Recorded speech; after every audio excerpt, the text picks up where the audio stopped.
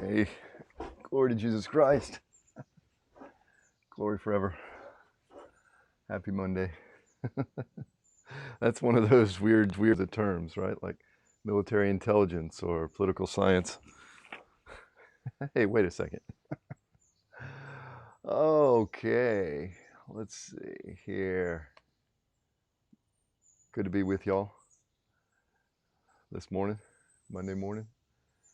Good to have you here on my back porch in Hartwell, Georgia. See if we can't do something about that a little bit. Yeah, it's okay, right? Now I look like Two-Face, right? Yeah, so this is a live stream and podcast. So I put a lot of these on my Orthoanalytica podcast, where you get to hear a politologist, theologian, retired military intelligence officer, priest, talk about things of interest to them. That's my Sybil, right? That's my Sybil. And today we're going to talk about, logosing amid chaos, right? Logosing. That's going to make it. That's going to make it. That's going to be a new theological term. Yeah, and every time that it's mentioned, I'm gonna copyright it, trademark it, so that every time somebody uses the term logosing or logos as a verb, that I get royalties, and that way I'll build up my kingdom. It'll be awesome. It'll be awesome. We're gonna talk about logosing the kingdom. Logosing the chaos. And that's probably what y'all were talking about yesterday, because that's what our lectionary readings were about yesterday on Sunday, the 9th of August. Yeah. And it's important because Lord knows these are tough times, right? And they're not just hard, they're uncertain times. And uncertainty, that's, one of the definitions of chaos. So that's one of the things we're going to talk about. I may also clean up some stuff, develop some themes that we hit on in previous shows. What are some of the implications of, so before we talked about institutions and specifically selection institutions and how those shape the culture and the performance of organizations. And so then, if you're not selecting for virtue, you end up with, virtue either being distributed amongst that organization as it is in the regular population, or if you're actually selecting for vice, it can be quite worse. And so what do you do? And gave some of the things that I prefer in that kind of a situation, because I'm risk averse when it comes to that sort of thing. My concern, the thing that I'm wired for as part of our community. Remember, this community of diversity. We bring different things to the table, and mine is that I'm watching out for tyranny and manipulation. Can't stand bullies, especially when they are have the vestiges of authority. And as a result, I have certain preferences in institutional arrangements to protect us against the worst effects of vice in our organizations. So maybe we'll get to that, maybe we won't. But as long as I'm around, that'll be a recurrent theme, because that's the way I've been wired, and I've been wired that way for a long time. And I was wired that way as I study political science.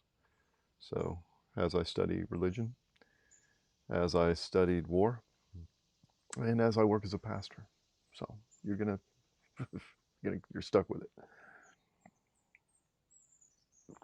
But I hope your morning's been well.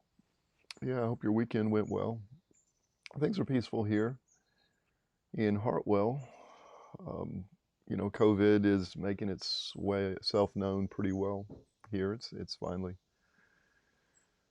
made it here.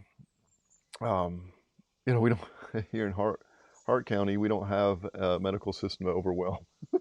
So we're going to help overwhelm the system over in Anderson County and down in Clark County. So thank you. You're welcome. You're welcome. Yeah. Dark humor. Hey, look, when when you serve, you know, in the military, dark humor is kind of it's what you got. It's the thing. I mean, look, we sing Jodies about dying, and about what's it going to do with your body, and about what's going on at home with Jody and your girlfriend. So dark humor. That's the way we do it. And also, I'll be honest, as a priest, that's kind of part of the deal. There's a subculture of dark humor, gallows humor, if you will. So forgive me, but yeah. So I hope you had a good weekend. Sundays are always awesome. In Russian, the word for Sunday is Voskresenie. I love that. So Voskresenie means resurrection, right? So Sunday, you just name it, right? This is the day of resurrection. Voskresenie. Что вы сделали в воскресенье? What'd you do on the resurrection? Right? What'd you do on Sunday? It's fantastic. I love it. Yeah, Sunday. Yeah, we can do that too. The sun, S-U-N, is also the S-O-N in our hymnography. They play with that. Although how that pun translated, from Greek, obviously this speaks to the fact that English is the Enochian language. It is the language, right? You understand that, right? And we're finally back to using it liturgically and vernacularly. And so, this is the gathering of the nations. It's all occurring as we spread this. Yeah. You see, this is, yeah. If you go to my my Orthoanalytica podcast, I used to do these segments where I would just make stuff up, and it was taking the mickey off of people, these theologians who just go crazy with stuff like the Nephilim and things. And so, I'm like, hey man, I can play this game. And and then with academics and theologians who just do ridiculous things with their ideas. And I would just go with it. I would just run with it and just be absurd. And then I told a friend about this, who's been to, he's got a PhD in history, and he's a master of divinity as well. And he said, Father Anthony, you can't do this. People can't tell if you're being serious or not. And it's true in the podcast format. Like if you see me now, you can see the look in my eyes, you can see me smiling and so on. I have all these cues, but in a podcast, maybe you can't. So what I did is I went back to all the transcripts and I highlighted it in yellow, and I kind of notated, I'm making this up, right? Oh, it's dangerous. So that thing about the English being the Enochian language, we really don't know. I mean, it probably is, right? I mean, have you heard about a language? No, I didn't think so. So there you go. Mm. His outrage. His outrage. I know. His outrage. Oh, yeah. So my morning's gone okay. I had an interesting weekend. So I don't know if you've had a fever or a cough since March, but the dynamic's quite a bit different, right?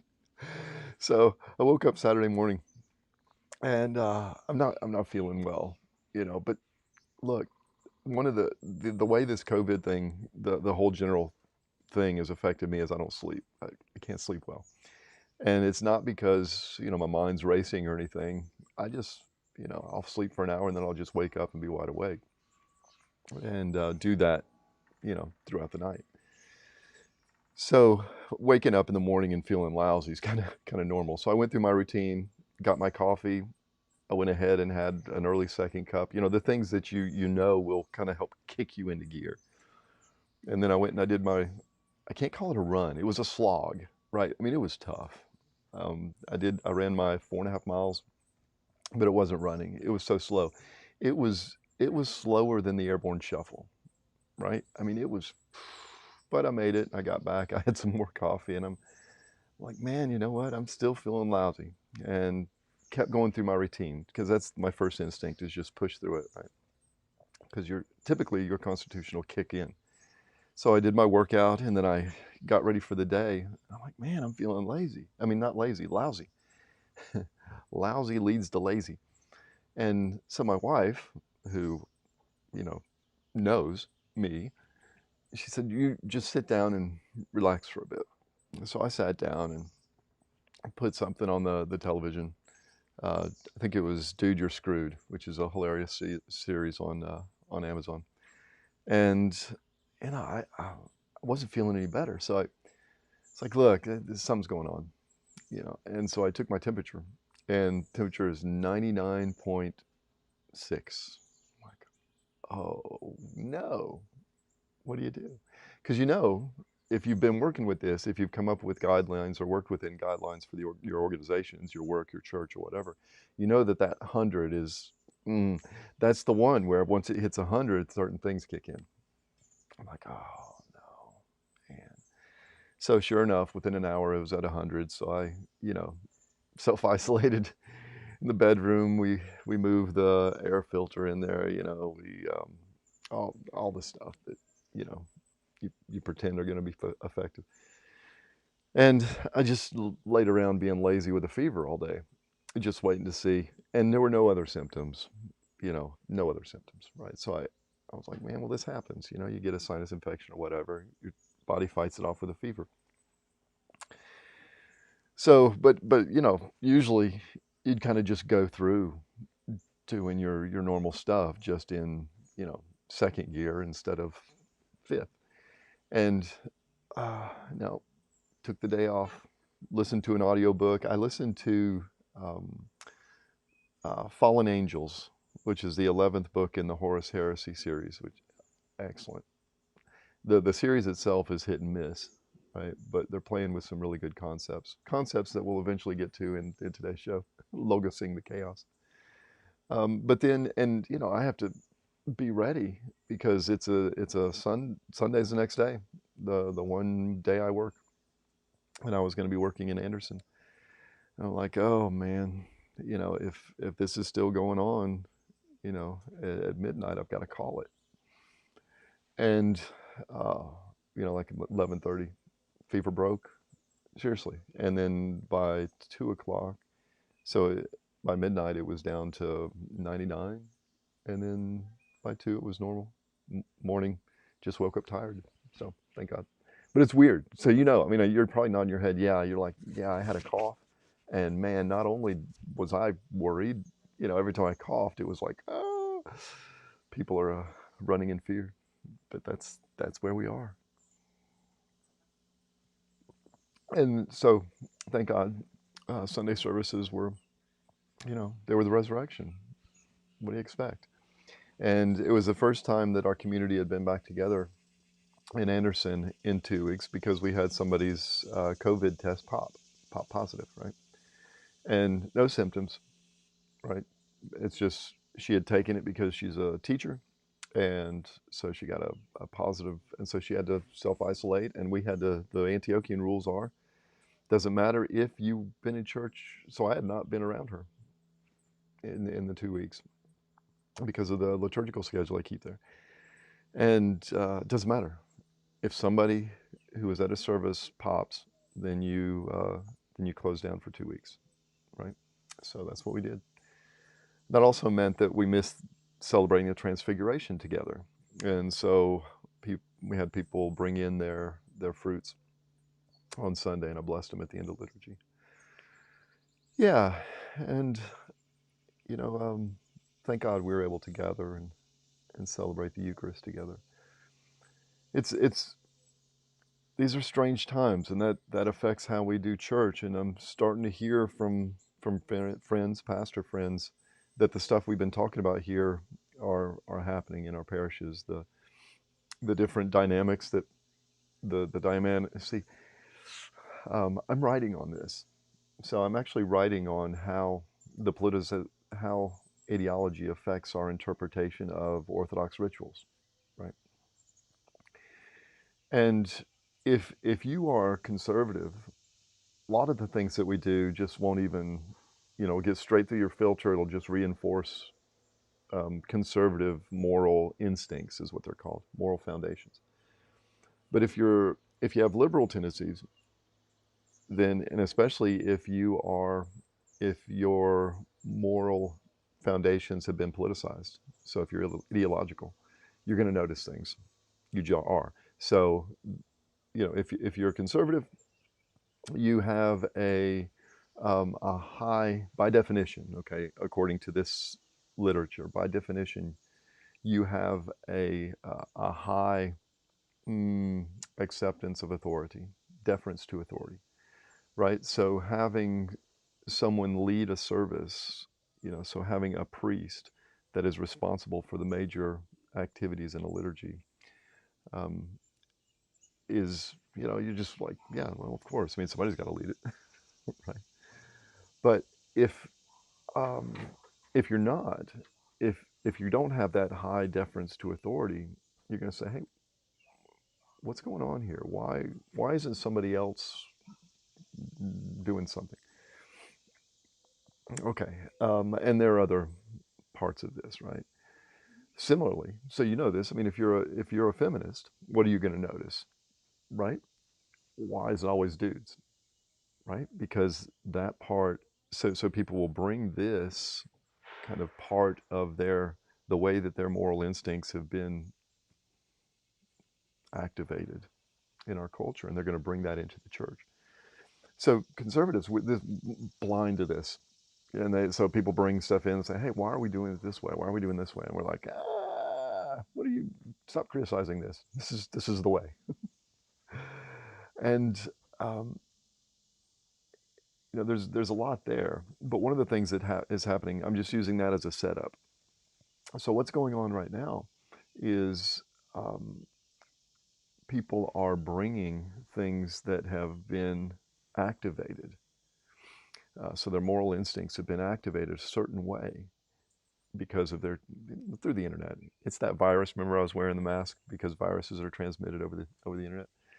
Um, because of the way that they're interacting with social media and so on, and that's designed to activate um, moral instincts, especially moral instincts of outrage and self-righteousness. And it's true for conservatives and liberals. It's just that it's a different set of activations. And so right now, um, things that weren't politicized before or were not controversial before now are.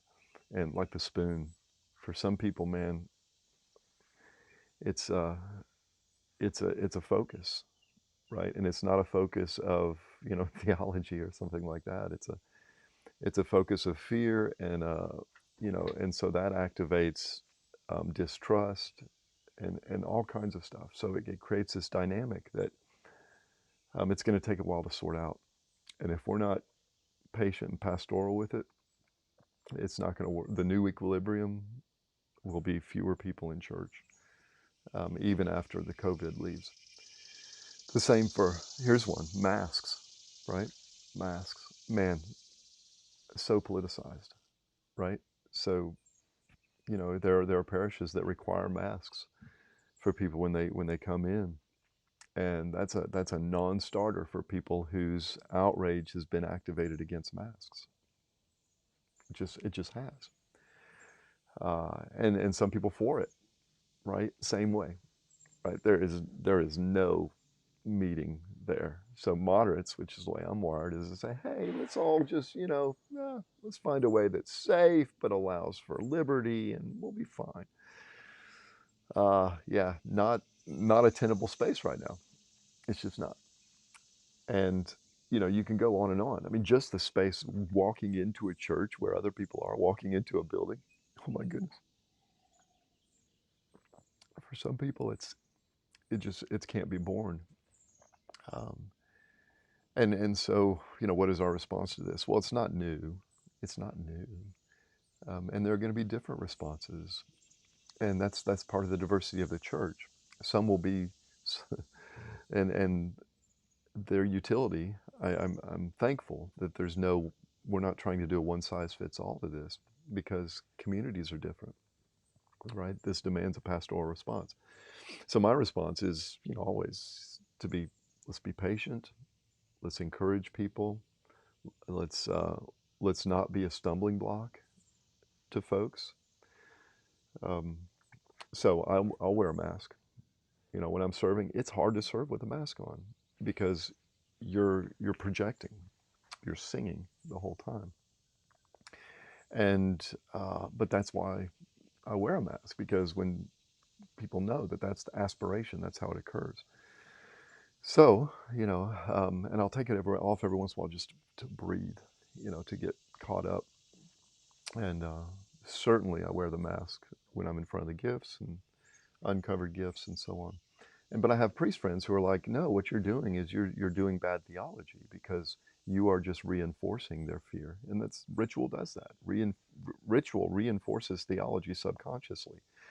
So if I wear a mask specifically and make sure that I wash my hands and everything uh, before, at certain times, like when I'm interacting with the bread and the wine or the body and blood, um, what is that? What signal does that send? Well, it depends.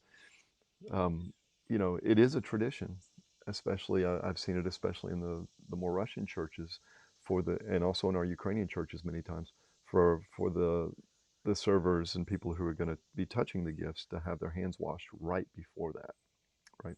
So if you look up in the altar in our seminary, right before um, the priests are going to be touching communion and the bishop, the subdeacons will be walking around, with the bowl, making sure that everybody washes their hands. What's the theology there? It doesn't have to be a theology of disrespect. Quite the opposite. It can be a theology of respect. Um, so this is the kind of thing, though, that it takes time for us, and patience and intentionality and love and charity, for us to create an equilibrium that is salvific. Um, and there can be some places, that try different things, and awesome, awesome. Let's and the beauty of freedom, the beauty of freedom is that people will self-select into the cultures that are salvific for them. Yeah. So, anyways, let's talk about how to logos the chaos. TM. I just made $1. Building up the kingdom. So yeah. Hey, who do we have here? Oh, we've got James, and we've got Subdeacon Michael, Deacon Michael, my dear friend. We're celebrating the 3rd anniversary of our trip to Scotland together, our pilgrimage to the Holy Island. What was it called? Iona. Yeah. So thanks for coming on, y'all. To get ready for our talk about our discussion about how to logos in chaos, let's say the Jesus prayer. All right. So we're going to do it for about a minute. We'll do 3 Jesus prayers.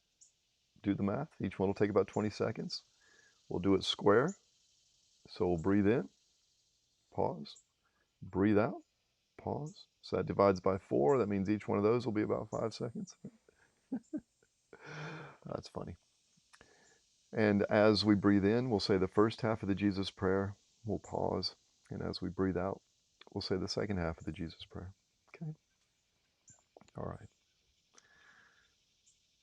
Breathe in slowly. Lord Jesus Christ, Son of God, pause. Breathe out slowly. Have mercy on me, a sinner. Pause. Breathe in slowly. Lord Jesus Christ, Son of God. Pause. Breathe out slowly. Have mercy on me, a sinner. Pause. Last time together here, breathe in slowly. Lord Jesus Christ, Son of God. Pause. Breathe out slowly. Have mercy on me, a sinner. Pause. Okay, we can resume our normal breathing now. And the way that I use the Jesus prayer, I've said this before, I need to say it a lot because I don't want people to misunderstand or go in weird directions. As a member of the white clergy, right?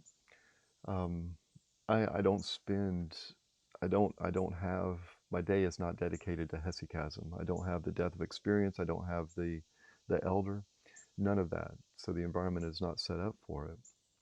So this way of silence, um, it's there should be a different attitude towards it, I think, although I have no idea how monks actually do it. I just know what I read. So, specifically, we are avoiding any ideas, right? So, if, for example, there may be a tendency for people who have read theology and who haven't worked perhaps on humility enough to say, oh, if I do this well, I might have a vision of the noetic light or, something like this. No, no. See, anything, any idea, vision that my mind brings to me in this time is a temptation that I put to the side. What I'm looking for is just simple peace, simple quiet, right? And the deep breathing makes that more more likely physiologically, right? It moves us, it de-stresses, right? So we move the tension out of our shoulders. We breathe slowly, it slows us down, and then the words bringing in that peace of Christ. So Christ, who is he, right? Who is the Christ? And one of the great words for the Christ, see, Christ is the anointed one, the Messiah, right? The Logos. The Logos brings a lot of meaning with it, right? This idea of Logos. And Logos is logic, pattern, word, a word with a capital W. And it is a way with a capital W, right? So what we want to be is we want to be in the Logos and the Logos in us. And my favorite metaphor for this is from a series of science fiction books by Roger Zelazny called The Chronicles of Amber. And really just the first 5 books, The Chronicles of Amber. Don't The second Chronicles are not nearly as good. He plays more with the idea of chaos there. But in those books, there is a primal pattern. And if you go to that pattern and you have the discipline and desire, and in that mythology, the basically the genetics to walk that pattern, and it brings incredible temptation as you're walking it. But imagine one of the those mazes that you can walk, the round mazes that are especially popular in Celtic spirituality, right? And if you get through it, then you have the pattern in you and you are attuned to the pattern, and you have, as a result, certain new attributes, certain skills, because the pattern is living in you and you can draw on that. And that's a really, really cool idea. And anyways, but Roger Zelazny, he was not an Orthodox Christian. There are other Orthodox ideas in there, though. So there's this things that look like tarot cards, right? And they are pictures of places and mostly people, the royal family who are attuned to the pattern. And you can use these cards to project through to the person depicted or to the place depicted, right? And it's possible because of the artist has taken the the logic of the pattern and put it into the the card, right? Sound familiar? Yeah, right, right. So that's another way of thinking about icons. Now it's also, if you're interested in that kind of thing, don't go too wide there. Perhaps we can bring James on one day and talk about how that can go really sideways, right? Because it can. But if you're interested in some more literature that plays with this kind of idea, read Charles Williams. Charles Williams was one of the Inklings, along with Tolkien and Lewis, and Charles Williams, Tolkien, Lewis. There was somebody else whose name I just forgot. Anyways, he plays with this, and it's loads of fun. Yeah. So how can we pattern the logos in times of chaos? And I live in a world of ideas. And Charles Williams, he wrote about one of his books, something about the lion, It was where Platonic archetypes came alive in the world. Awesome, awesome, right? And that's the kind of world that I live in anyways, right? Is this world of archetypes moving around. Well, that's not the way where we are right now. For the past few months, we're in a disruption to our no kidding daily stuff. So we've got challenges like unemployment, underemployment, um, you know, access to sacraments. So we've got challenges, fear, anxiety, the pastoral challenges, if you're wired for pastoring others, are just insurmountable, it seems. So it's overwhelming. No matter how you are wired, this is a challenge for you. If you're an analyst, if you're analytically wired for coming up with solutions, the data just isn't conclusive for much of anything, right? We're still in that time of uncertainty with regard to data, just data about very simple things. And so if you are, if you want, you can impose your ego on it and come up with a set of, outcomes or policies that'll solve the problem. But that's an imposition on the data. The data isn't clear. That's my opinion as an analyst. If you're a pastor, whether you're a priest or not, you're a pastor, and you're trying to help people. The temptations. If you're working with someone who already has a naturally uh, what's the word? Is tends towards moroseness, introspection, and even depression. This is a tough time for them. So being there for them, it's hard. And many of the usual things that you can bring, aren't there. So our just day to day stuff is whacked, And if you're living on social media wires us. What we're experiencing is the way that it wires us for something weird, something new, something that we were made for face to face. So our instincts are developed over a long, long time, and uh, we take these instincts and they go sideways when they're mixed with the medium of social media. And so we're experiencing that. Some of us experience that more than others. And so it's tough. So it is chaotic, right? And even the thing that's meant to bring us solace, church, is in the midst of these battles. And so y'all, I know. And hey, look, we got Ben Eno on, my cousin. Ah, Ben, it's so good to see you. You are a continual joy. Um, so some of y'all are like, yeah, churches. I don't know where you've been going to church, but yeah, parish has always been like that. Fair enough. Fair enough. But what can we do? Well, let's start, let's start with things that we can manage. What can we do? What can we bring into our life that is going to allow us to pattern the chaos, bring peace to the storm because we're supposed to, right?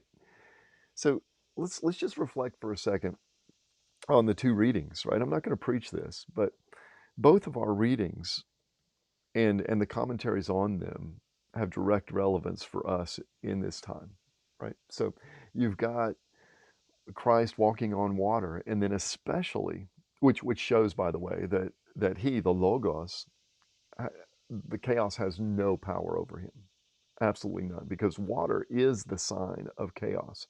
So it really happened. I mean, he really did walk across that water, okay?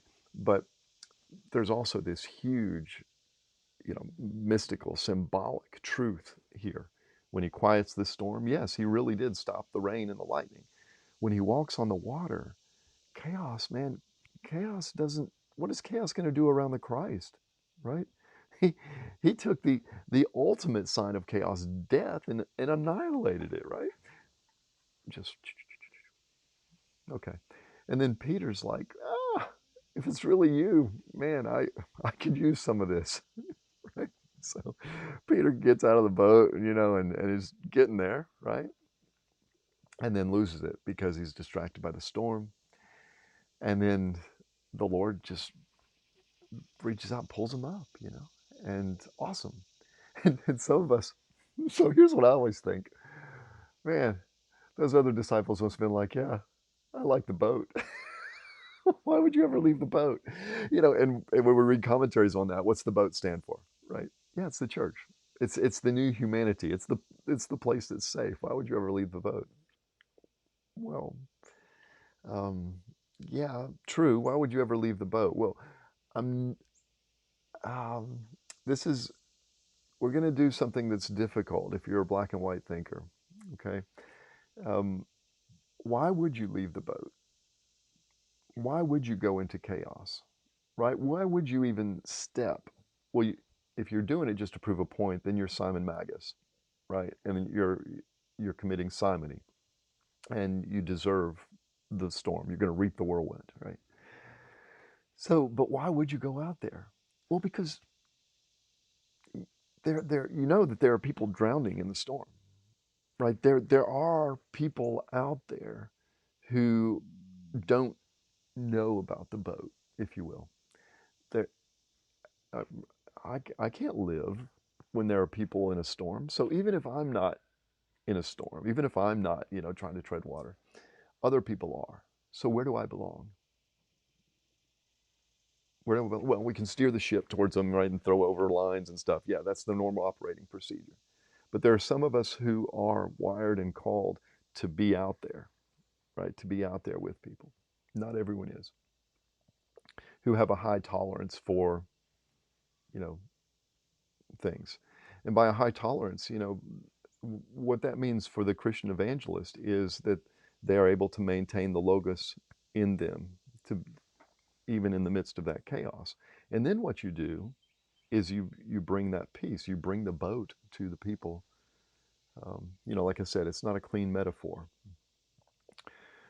but you know, and we could play with it even more. And this is going to drive, if you're more like John Chrysostom, this is going to drive you crazy, right?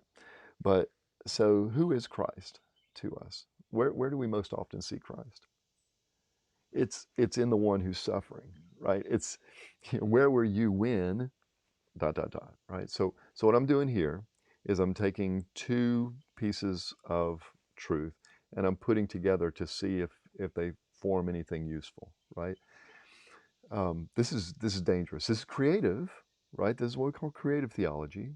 Hopefully, I'm not making anything up that isn't true, right? And you can go into weird places with that. With that, that's why St. John Chrysostom was like, stop it, stop messing with stuff, because it can lead you into numerology and stuff. But anyway, so if I, do you see what happens when you mix those two, right?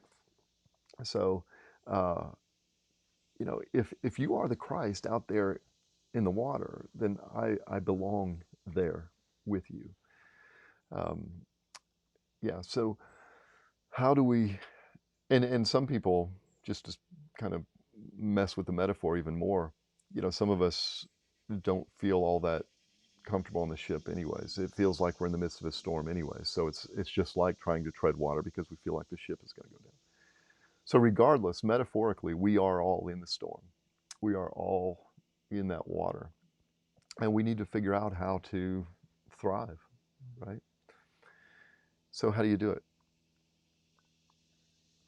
How do we keep that logos so strong in us that it repatterns our experience, and allows us to continue in sanity and minister and do whatever we're called to do? And there there are little things, right? Little things. Um, an irony is that when we're under the most kind of stress, some of the advice that we get is the most difficult to put into effect. So one of our tried and true things is prayer rule, right? Okay, well, rededicate yourself to your prayer rule. And some people are like, oh man, I'm so far behind. The idea of opening up this book and starting here and finishing here is just okay, but do something. Do something. It changes everything. The difference between 0 and the smallest fraction is a qualitative difference. It's a complete difference of experience, right? It's a different ontology, the difference between 0 and the smallest fraction. Do you see what I mean? because there was nothing and now there is something. Okay. And if that fraction is filled with an encounter of the infinitude of Christ, of God, who desires to fill that fraction for you, um, everything changes. So in the morning, whenever it is you can start working it in, whether it's when you first put your feet on the floor, right? Whether it's when you first take that first sip of coffee, um, you know, say, thank you, Lord, for getting me through that night and strengthen me during this day. How hard is that? Okay. Just this act of thankfulness and, you know, asking, or thank you, Lord. Thank you, Lord. Thank you, Lord. That's easy to say when you're drinking your first sip of coffee. It changes everything. So do that in the morning and at night. Bookend your day, right? Right? That's a prayer. Okay? Changes everything. Okay? And some people, it falls off. And I know it falls off because I've been through this kind of time and I've tried different things. So when I tell you the difference between 0 and an infinitude, a very small fraction, is everything, I mean it, right? Don't live in that space without prayer. Don't live there, because we need that logos within us, and that's how we invigorate it, is with prayer, and then move to increase it. Um, so I'm not a guru or a self-help guy, so I can just share with you things that work for me. Do something small that allows you to say that I did something today. Check that box. I did something today. For many people, the days are just going on and on and on. Um, do something specifically. Like, I like to do things for my household. So just a little something for the household. Just a little something. Just something. And then check that box and recognize, oh yeah, okay, I am having an effect on the world. I am not powerless in the midst of these things. And then lastly, um,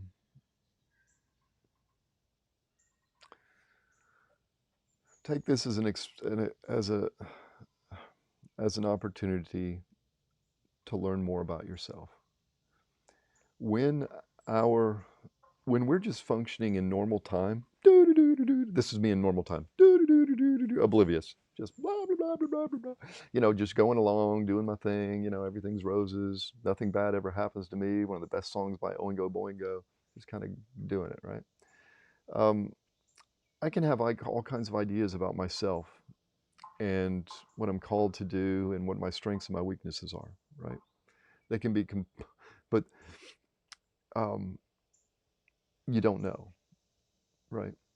When your system is under stress, that's when you learn things, right? So we have an opportunity, because we are under stress, to learn a lot about ourselves, our weaknesses and our strengths. You should know more about your limits and what happens as you approach those limits. So one of the things that the Army likes to do to soldiers is take them to that limit, right? And then move that limit further, right? And also, show how teamwork comes in when you're at your limit. Somebody else probably isn't. There's all kind of stuff that works into this, but it's very good at taking you there. And just some schools are set up for that because they want you to wash out. They only want people who can thrive near that limit. And they do it through sleep deprivation, through stress. How do you stress a good person out? You give them more things than they can possibly accomplish and tell them that every single one of them is essential. Right? Okay, and they do that. They just pile it on. And because everyone is essential, you can't prioritize, right? So, boom. What happens to you at your limits? Well, now you know, right? You know how you respond to that stress that occurs as you're getting. And you may know what happens when you hit that limit. You may know, hey, I go into shutdown, or I go to these vices, whatever it is, you know what it is. Well, now you can set up indicators and warnings. Okay. Um, I know one of the ways that I respond to stress is I get impatient, right? So as I get closer to this limit, I become more volatile, right? I react to things rather than just kind of, being peaceful and trying to find a resolution. Just react. And especially with, kids are the ones that know the buttons. And so as I get close, I'm like, oh, I'm being pretty short. You know, I'm getting close to that limit. And so it's time to kick in some of the self-care stuff that's going to pull me back, right? And because my wife and we care for each other, we watch for each other. So we know, because we intentionally pastor one another and we accept that pastoring from each other. We know, right? Hey, sweetheart, you know, this is what's happening. Maybe you can. And we also have learned that there are useful ways to say those things and not so useful ways, right? And that's such a blessing. Cultivate that kind of relationship with your spouse, right? For those of you who live alone, I'm worthless as a pastor. Um, that's a general statement. Worthless as a pastor, especially to people who are single. It's so hard because so many of the solutions that have got me through just incredibly difficult times uh, have to do with cultivating a better relationship with my wife. So, anyways, it's a great blessing. So learn more about yourself, um, and you can do that in dialogue with someone. It doesn't take a guru. You don't have to have a starets, some kind of legendary elder. You don't have to go to a mountain or something, right? Um, it's it can be done, and there are diagnostics that you can use to help with this. You know, if you were an animal, what kind of animal would you be, right? All these tests on Facebook. No, don't do those, because what that is that's the Russians taking your profile, right? So that they can manipulate you, or Amazon or somebody. No, but there are certain things that you can do, and if you study them, they can help you understand yourself and the people you're called to pastor better. And the ones that are useful, the big five, be familiar with it. And these are completely non-judgmental. It's just a measure of certain tendencies, right? And an imprecise measure, okay, fine, but it'll get you in the ballpark. It'll get the conversation rolling, right? So if I know about myself that I am very high in agreeableness, right? That that means that I am going to respond to certain temptations in this way and opportunities in this way, right? And you have to know that stuff. Or you don't have to. I mean, you can just kind of bounce around in life.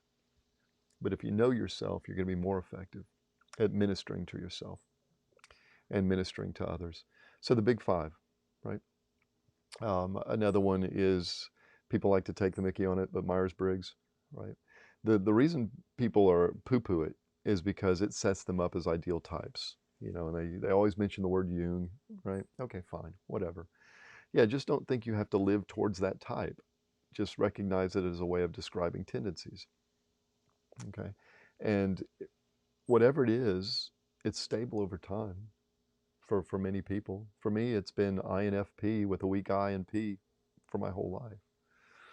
Right. And if you study that, it can describe certain ways that things can go sideways for you, depending on the circumstance.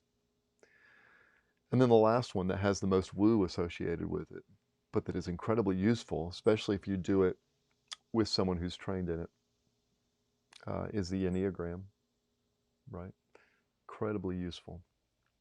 Um, and this was one of the many benefits that came from studying with Mary Catherine Cole as a chaplain. Is we spent time with the Enneagram, and not just, studying it as a thing or a system of, some kind of theology or something, but as a way for us to talk about our own strengths, weaknesses, insecurities, and stuff, and to recognize that other people are wired differently, and what that means and how they respond and how we minister to them.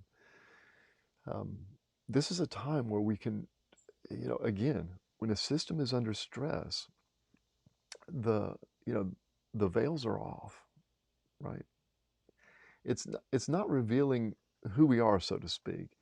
It's, in a way, it's revealing uh, the the risk of the monster we might become. That's one way of looking at it, right? But it's also a way of looking at, you know, the the way forward to become the angel we were made to be. And I don't mean literal angel. I'm not preaching bad theology here. Understanding our basic, fundamental, primary temptations and gifts allows us to become more human. And the logos. So that you could hear that from any secular person, right? What's the role of the logos there? The logos, having Christ in us, is the way that we become more truly who we're meant to be. That's how we become, you know, the Douglas Anthony Perkins, right? The Michael Abramson, the James Cummings, the Ben Eno, right? Sorry for picking on you guys. I love you guys. That's it's when Christ, in his love, in his power, in his mercy, and with his grace, um, you know, takes those things, so that we become like St. Paul, where we boast of nothing but our infirmities, because it is Christ who is living in us. The Logos is bringing that love, that patience, that power, that wisdom to bear on the world. No chaos can stand, can come into the Logos. The Logos cannot be disrupted. You know, in the book, those Zelazny books, someone figures out a way to disrupt the pattern, right? So they go into one of the patterns, and they disrupt it, and it causes these huge problems throughout the multiverse. And and so the book becomes a description of how are they going to fix that, or can it be fixed, or is this just a giving over to chaos, right? It can't happen. The logos cannot be corrupted. This is part of the anaphora prayers of the liturgy of Saint Basil, is the description of Christ going down and how it is impossible for him to know corruption, right? Um, that if the logos is in me, if the logos is in you, then we gain that immunity to corruption. The chaos can be around us. It can affect the things in our lives. It can affect my health, right? It can affect my budget. It can affect all these things, but it cannot change me, with a capital M, the Douglas Anthony Perkins, right? Without the logos, then if it's up to my will and my ability to do the moral math, then as long as I am firm in will, and as long as I am smart enough in that moment to understand the data correctly, then yes, I might endure, but not forever, and not for long. And so what we're encountering here, many of us are, maybe some of you aren't, is we come to an end of ourselves. We come to that moment that the army tries to put people towards. We come to the end of ourselves, and we recognize that something has to give, right? The thing that has to give is our lives to Christ. Christ is the way. Um, and by that, it's we like to poo-poo evangelists, Protestant Christians, because they make so much of that moment of giving your life to Christ and those special words. But you know what? That is that is, that's it. That's the beginning, right? I give my life to Christ. Lord, it is no longer I who live, but you who live in me, right? To surrender daily in that way, what, what is going to happen? What can be taken? Can that ever be taken away from you? No. And because my relationship with my wife is structured in that, because it is Christ who lives in us, it is no longer we who live and our ability to figure out how to do marriage. It is Christ who lives in us. We become an icon because this is scalable. Remember, it's when we talk about the Messiah, we're really not just talking about the Messiah, we're talking about his body, which is all of humanity in him, right? And the icon of this is marriage, right? It's a great icon of this. And so if it is Christ who lives in us, who lives in our marriage, I no longer boast of my ability to do whatever. I boast of one thing, and that is the Logos that lives in us. Our household, man, we're going to get it wrong almost every time. The internet, I don't know how to regulate my kids' internet use in the way that's best for them. I have no idea. All right? Okay. But if it is the Logos that lives in us, we will create a home culture. Home culture will form around that. That will fail in the short term because we get the math wrong. But overall is going to lead all the participants of that culture towards the kingdom. Okay. And that takes a lot of trust, right? It's easier with the marriage than it is with kids. Oh, that free will thing. Oh my goodness. Yes, my wife has free will, of course, but we have actively committed to each other. Our kids are kind of just stuck with us, right? They're like prisoners who get out when they turn 18. uh, but y'all, it's going to be okay. All right, it really is going to be okay. We, if we ourselves as human beings of finite age have not been through anything this bad, know this, that others like us have and have thrived. Okay, they haven't necessarily come up with the solution. They haven't necessarily come up with the vaccine or whatever for the worldly part of it, right? But that's not the way that this works. This works by bringing Christ, his peace, his mercy, his courage, his power, and into all that we do, and allow that to be the basis of our relationships with other and with our relationships to data, to things like news. And then it puts things in perspective. And here, this is the way nines talk, by the way. So if you want to know Enneagram, you're going to be like, yeah, but, yeah, but, yeah, but. Okay, understand, this is a nine talking. If we have this perspective, then it's okay that it's messy. It's okay that people are disagreeing about masks. It's okay that people are disagreeing about spoons, right? If we focus on what's real, okay, these other things they're important, right? But if we bring this logos and not some kind of certainty and imposition of will, right? If we bring that, then and recognize that it is messiness is part of the deal. So you're going to have some parishes that are doing it one way, and it's great for some of them, and some of them it's a malfit, right? Welcome them into yours. The way that you as a pastor or your church handles something, or your family handles something, it's going to be a great fit for some, not so much for others, right? So in your family, as soon as the prisoners are free, they might, you know. But in Christ, it all works to the glory of God, right? That's where the trust comes in.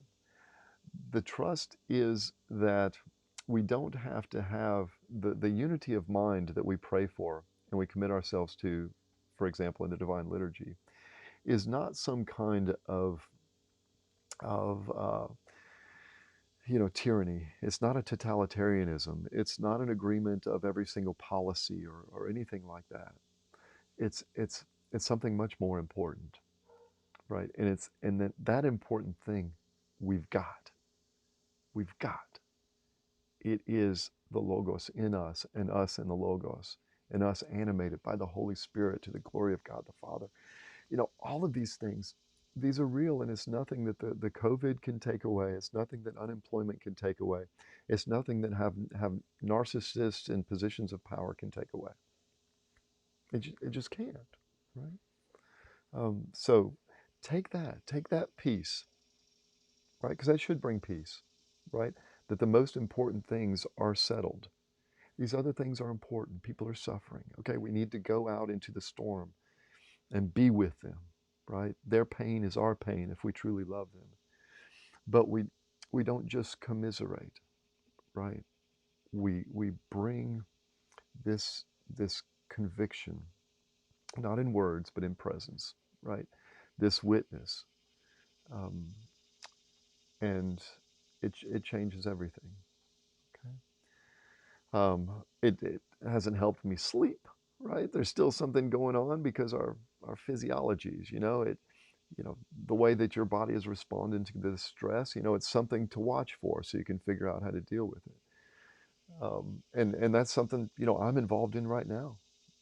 I gained a lot of weight from you know, uh, how I responded to the COVID. And now I'm tightening that down, right? So there are different ways that we respond to this. Pay attention. But mostly, let's we give our lives to Christ. We give our lives to Christ so that it is He who lives in us and us who lives in Him. This is how we logos the chaos. And if you want to imagine it, right, you know, surfing, right, right. Um, it's whatever image works for you, but the chaos will not overcome the Christ. The chaos cannot overcome the Christ, and it cannot overcome the ones who live in Him and Him in them. Okay. Thank you for your attention. Thank you for your love, for your prayers. I appreciate all of your support. Tomorrow morning, some of you may have been listening because you expected to hear me talking to Father Gregory Jensen, PhD, uh, about um, practical ways that we as a church can create a culture. Well, no, how we can help with some very specific challenges that our youth are facing. Okay, because man, you read about how some of these subcultures are forming, and I've talked about it before. This sudden onset gender uh, dysphoria, and about how there's a contagion, and it's not just that. There's all kinds of contagions of in that case confusion. Right? There is such thing as gender dysphoria that's real, but this is bringing that and giving it a new name. So how we can respond to that, not as ideologues, but as pastors and as Christian communities, as human communities, how can we best serve the needs of our youth? And Father Gregory, he has this PhD in spiritual formation, and it's based on science. So it's interesting, because he got a Roman Catholic education, and it he's been teaching our youth pastors for the last few years. So he's spent time thinking specifically about the problem and how we can be the solution as the logos to that problem. So he couldn't make it this morning, and he's going to make it tomorrow morning. So if you can make it, I'll be live again tomorrow, Tuesday morning at 10 o'clock with Father Gregory, Lord willing. And if you can't make it, it'll show up, and if I can, Lord willing, and the creek don't rise, I'll also post it to OrthoAnalytica. I've been posting more of these up to OrthoAnalytica, so you can go there. All right. Till next time, Godspeed.